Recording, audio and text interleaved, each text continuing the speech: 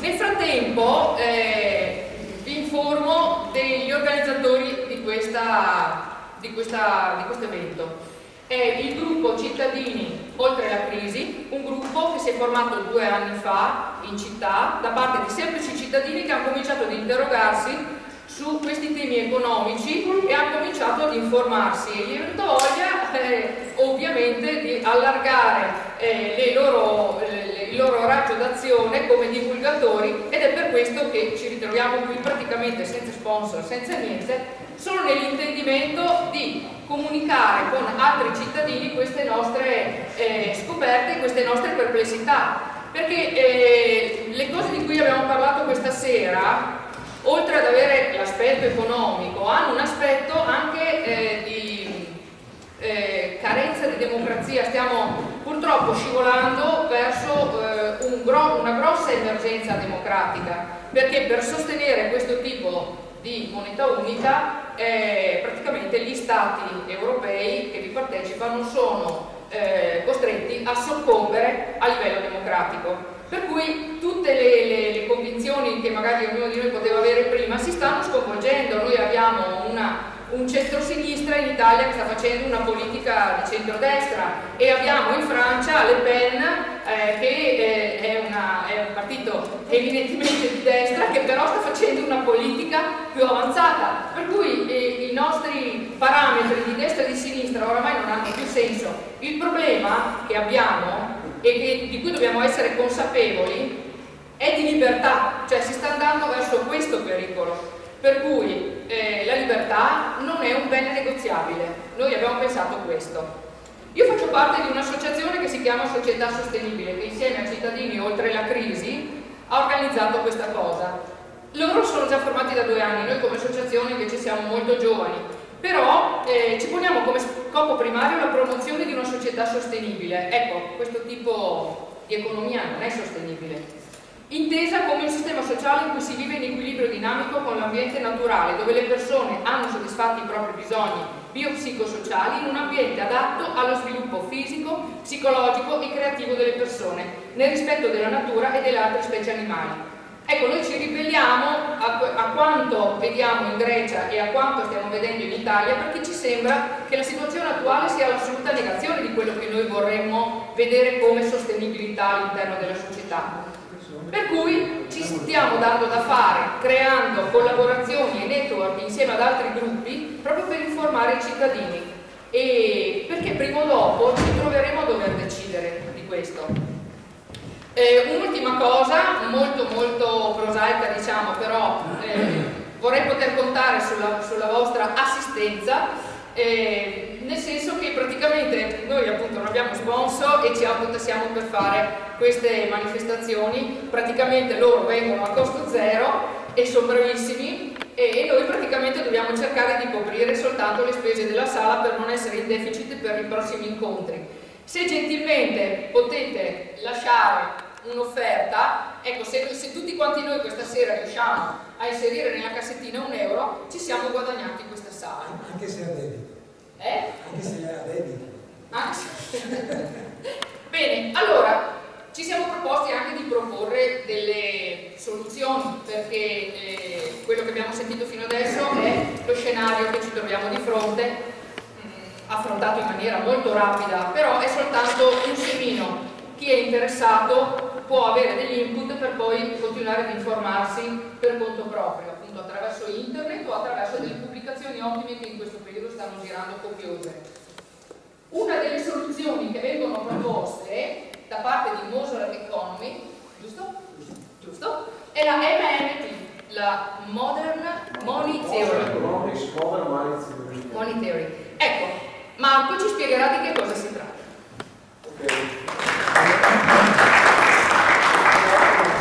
Non sono un esperto di Windows 8, se per cortesia potete aprirmi anche il computer.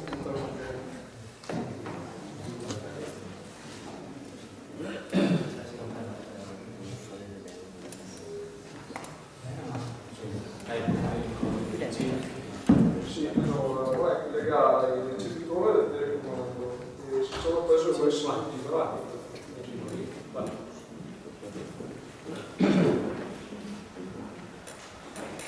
scusate i problemi tecnici che capitano. Ok, vorrei aprire da chiavetta perché uso sotto non l'ho mai usato.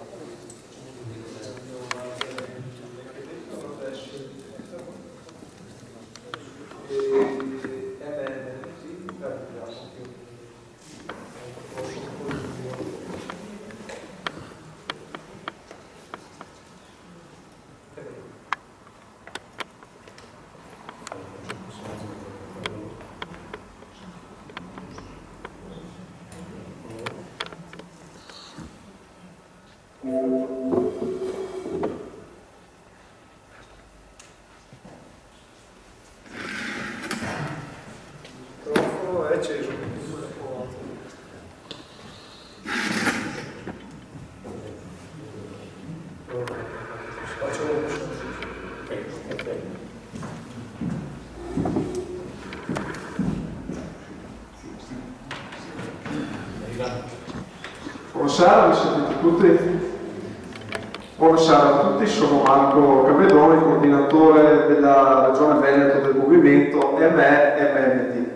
Che cosa sta a significare questa sigla? Allora, ME è Moser Economics e deriva dal nome del fondatore del nostro movimento economico. MMD sta per Modern Money Theory, in italiano teoria della moneta moderna, e questa è una scuola economica post-keynesiana che parte dei presupposti per descrivere il reale funzionamento dei sistemi monetari a moneta sovrana fiat. Che cos'è la moneta sovrana? La moneta sovrana è una moneta emessa in condizione di monopolio da uno Stato e ci sono tre particolari caratteristiche che devono essere soddisfatte da questa moneta. La prima, come ho già accennato, è che deve essere messa in monopolio dallo Stato, ossia il governo di questo Stato deve essere l'unica entità che materialmente può emettere questa valuta. La seconda caratteristica, come già accennava per lei nella sua presentazione, è che questa valuta non deve essere agganciata ad alcun bene reale, quindi non c'è l'aggancio all'oro, come giustamente diceva per Merkel, questo aggancio è stato eliminato nel 1971 dalla decisione del dell'allora presidente degli Stati Uniti Nixon. Terza caratteristica fondamentale, molto importante, è che questa valuta non deve essere scambiata, non deve essere legata a un tasso di cambio fisso con un'altra valuta, quindi deve essere liberamente scambiabile sul mercato e quindi libera di valutarsi o anche di svalutarsi. Facciamo un esempio, l'Argentina fino al 2001 aveva agganciato il valore del peso al dollaro, questo faceva sì che l'Argentina per spendere materialmente prima dovesse procurarsi i dollari, perché doveva sempre garantire l'aggancio, la convertibilità con cambio 1 a 1 del peso per dollaro. Tutti i discorsi che faremo questa sera anticipo già che necessitano di una forte apertura mentale di tutti noi, perché veramente qui andiamo a sfatare dei concetti che ci sono stati ficcati in testa fin da piccoli e che quotidianamente continuano a venirci trapanati nel cervello dai media, da tutte le maggiori testate economiche nazionali e internazionali, insomma da tutto il mondo dell'informazione. Noi dobbiamo aprire la nostra mente e partire da un presupposto. Proviamo un attimo a pensare non a noi popolo che abbiamo man mano nel tempo guadagnato sempre più diritti, sempre più benessere. Proviamo a ragionare con la testa di chi alla fine questo potere di governare la nostra vita l'ha perso nel tempo. Provate a pensare al Medioevo, c'erano i nobili, la Chiesa da una parte, per poi arrivare ai tempi più recenti, quindi le grandi aziende, le rivoluzioni industriali, i grandi gruppi, le grandi aziende che controllavano le materie prime, il carbone e l'acciaio. Non è un caso che l'Unione Europea nasca appunto dalla comunità economica del carbone e dell'acciaio, ai grandi proprietari terrieri che, come dice l'economista Antonino Galloni, con l'applicazione delle politiche keynesiane in Italia dopo guerra sono stati pian piano messi da parte. Proviamo un attimo a ragionare con la testa di queste persone che hanno dovuto cedere qualcosa affinché noi potessimo arrivare al benessere. E secondo voi è andata bene? È andata bene a queste persone di perdere tutto questo potere nel corso del tempo? È razionale pensare che questo non gli sia affatto andato bene. Compatibilmente con gli strumenti della modernità hanno quindi tentato di ritornare al potere, ritornare nelle condizioni in cui materialmente potevano governarci dall'alto, però con gli strumenti della modernità, in questo caso con le grandi menzogne dell'economia neoclassica e neoliberista, che è quella che noi combattiamo. Noi siamo una scuola post-keynesiana che si rifà a John Maynard Keynes, che è in assoluto uno dei più importanti economisti, probabilmente il più influente economista del XX secolo. E sono proprio questi gli argomenti che vedremo questa sera, quindi il reale funzionamento dei sistemi monetari, l'importanza della sovranità monetaria per qualsiasi Stato che ami definirsi tale, quindi per qualsiasi popolo che abbia a cuore la libertà, l'autonomia nel gestire la sua economia e nell'assicurare il pieno benessere della sua popolazione. Sfatteremo i falsi miti dell'economia neoclassica, quindi nel nostro caso della liretta, la nostra ex valuta sovrana. Parleremo, purtroppo velocemente, perché non abbiamo molto tempo, anche della storia dell'Unione Europea, ossia di come sia stato possibile arrivare alle condizioni attuali, quindi a una condizione di completa messa da parte dei popoli, di completo annientamento delle loro sovranità, dei loro diritti. Vedremo il perché di tutto questo. Gli economisti delle nostre scuole economiche sono questi signori. Allora, partiamo con Warren Mosler, che come accennavo è il fondatore della Modern Money Theory. Lui è in assoluto uno dei più autorevoli esperti del mondo dei sistemi finanziari e monetari, addirittura anche nel 1991 ha fatto il consulente al ministro Luigi Spaventa, che era uno dei massimi funzionari a quell'epoca che operavano all'interno del Ministero del Tesoro. E cosa è successo nel 1991? L'Italia aveva un alto debito pubblico pari al 110%, adesso non ricordo più o meno, al 110-120% del PIL. Tutta l'economia che va per la maggiore, quella che domina l'informazione, l'economia mainstream, i media e tutti, dicevano che non era possibile andare avanti, che l'Italia stava fallendo, che bisognava fare qualcosa, che l'Italia non poteva più pagare i suoi titoli di Stato. Bene, dopo questo dialogo Warren Mosler fece capire al ministro Luigi Spaventa che in realtà i titoli di Stato, in uno Stato la moneta sovrana, non hanno fatto la funzione di finanziare la spesa dello Stato, proprio perché il monopolista, il primo che le può emettere è lui, lo Stato. E più tardi approfondiremo bene questi discorsi. Fatto sta che nemmeno una settimana dopo il governo italiano annunciò che avrebbe pagato tutte le sue incombenze in scadenza e non ci fu alcun problema, l'Italia non fallì.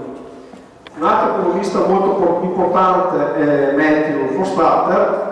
Lui è un economista che lega l'NMT anche agli aspetti ambientali, quindi per gestire l'economia nel nome della ristrutturazione del nostro sistema produttivo a fini ecosostenibili, e nel 2002 ha partecipato a una mission organizzata dall'Organizzazione Internazionale del Lavoro per salvare l'Argentina dopo il default del 2001, con un particolare programma di lavoro garantito. Di fatto risollevò quell'economia dalla crisi e comportò negli anni seguenti a quando fu implementato questo programma che quel paese di fatto avesse in questi anni il PIL, l'aumento annuo del PIL maggiore al mondo. Si parla di percentuali del più 7, più 8% ogni anno.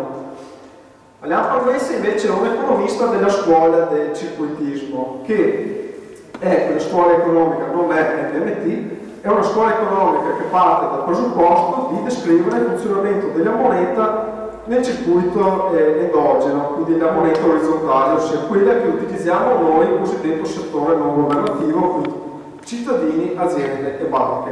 Quindi questa non è la moneta generata dallo Stato, ma la moneta che utilizziamo noi. Lui è molto importante in quanto oltre a essere un economista è anche uno storico e ci fornisce proprio la visione della storia dell'Unione Europea, quindi del perché di tutte queste scelte che hanno distrutto i nostri diritti di popoli, a partire addirittura dalle fondamenta. Paolo Barnard è un giornalista d'inchiesta molto autorevole, cofondatore della trasmissione Alerta, corrispondente per la stampa estera delle maggiori testate, dei maggiori giornali, dei maggiori quotidiani nazionali, che è stato il primo che ha portato in Italia tutte queste cose, tutte queste realtà, tutti questi concetti che questa sera vedremo insieme. Una rapida descrizione di quello che abbiamo fatto fino adesso, quindi abbiamo organizzato come movimento MMT Italia 2 meeting molto partecipati che si sono tenuti nel 2012. Il primo nel mese di febbraio 2012, in cui per la prima volta sono venuti gli economisti internazionali MMT in Italia a spiegare questa scuola economica, e il secondo nel mese di ottobre 2012, il primo febbraio e questo di ottobre. Questo è stato replicato anche a Cagliari sempre nel mese di ottobre. Molto importante questo meeting in quanto gli economisti MMT Warren Moser, Matthew Forstata e Lampard West, insieme al giornalista Paolo Barnard, hanno stilato il programma di salvezza economica nazionale, che è un documento gratuitamente scaricabile dal nostro sito, che poi vi farò vedere anche alla fine della presentazione, perlomeno le cose fondamentali che dice. Descrive praticamente punto per punto cosa deve fare il nostro paese per uscire dalle catastrofe dell'Eurozona, tornare monetariamente sovrano e anche politicamente per poter alla fine gestire al meglio, in completa autonomia, con pieni diritti, il benessere della nostra popolazione.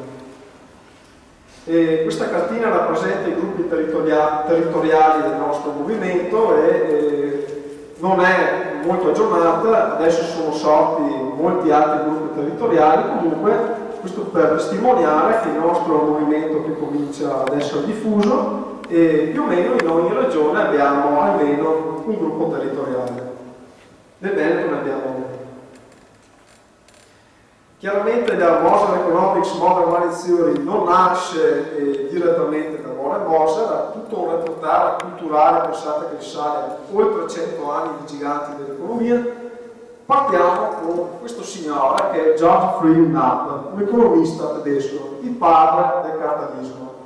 Il cartalismo è quella scuola economica che descrive il funzionamento della valuta fiat, la cosiddetta valuta carta straccia, cioè una valuta messa in condizioni di monopolio dal governo di uno Stato, e per questo governo che ha il potere di mettere all'infinito questa valuta, di fatto la valuta non ha alcun valore, la puoi mettere all'infinito, come scrivere degli assegni su un pezzo di carta, come battere delle cifre come le tastiere di un PC, non c'è un limite, si può fare all'infinito. Ha valore per noi dal momento in cui siamo chiamati al pagamento delle imposte, che è quell'operazione che il governo ci impone per dare valore alla valuta.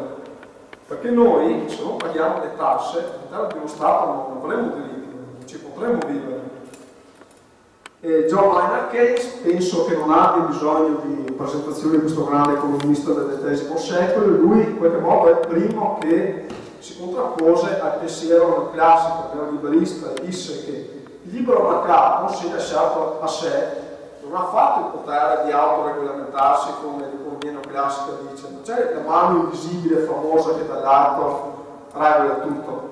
No, perché in momenti di crisi a questo punto c'è solo l'intervento dello Stato con la sua spesa pubblica che può intervenire per salvare l'economia, per tirarci fuori dal buco.